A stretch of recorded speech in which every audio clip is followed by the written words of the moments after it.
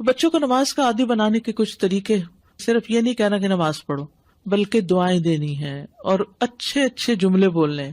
مثلاً آپ اپنی اولاد سے کہیں نماز پڑھو، اللہ تم سے راضی ہو، نماز میں ٹھونگے نہ مارو تاکہ اللہ تعالیٰ نماز قبول کر لے، اچھی طرح وضو کرو تاکہ تمہارے سارے گناہ جھڑ جائیں، 2 رکعت پڑھو تاکہ اللہ تمہیں کامیابی نصیب کرے۔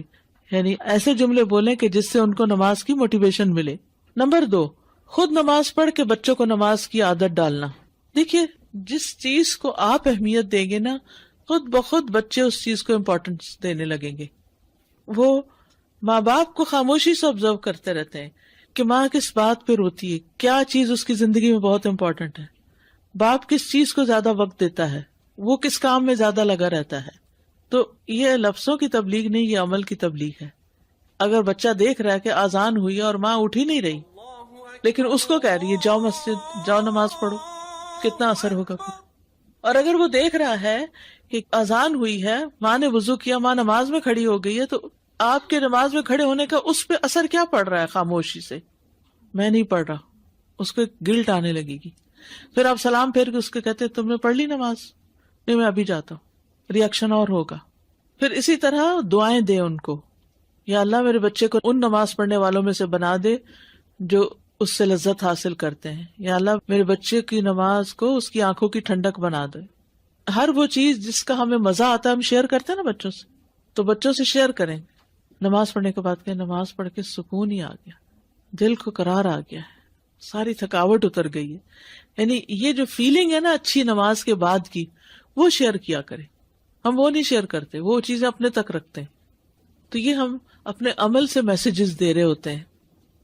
پھر عمدہ الفاظ میں نماز پڑھنے کا کہیے۔ یہ کسی نے لکھا کہ جب میں تراویح پڑھنے میں سستی کا شکار ہوتی تو میری والدہ کہتی کہ وقت بہت جلد گزر جاتا ہے، تم اپنا وقت نماز میں گزارو تاکہ اجر بھی حاصل کر لو، یہ اس سے بہتر ہے کہ تم بغیر ثواب کے اپنا وقت گزارو۔ یعنی یہ آدھا گھنٹہ تو ویسے ہی گزر جانا ہے، اگر نماز میں گزر جائے تو کتنا اچھا ہے۔ پھر نماز کی اہمیت بتانا، اپنی ذمہ داری کا بتانا۔ یہ کہتے ہیں کہ ایک دفعہ میں نے اپنے 10 سال کے بیٹے کو نماز کا حکم دیا تو اس نے غصے سے کہا ابا جان کیا یہ آپ کی نماز ہے یا میری نماز ہے؟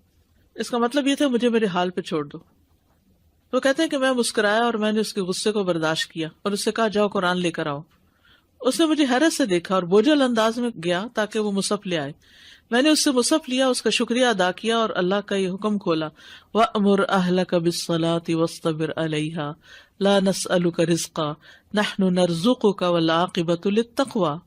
اور اپنے گھر والوں کو نماز کا حکم دو اور اس پر خوب پابند رہو، ہم تم سے کسی رزق کا مطالبہ نہیں کرتے، ہم ہی تمہیں رزق دیں گے اور اچھا انجام تقویٰ کا ہے۔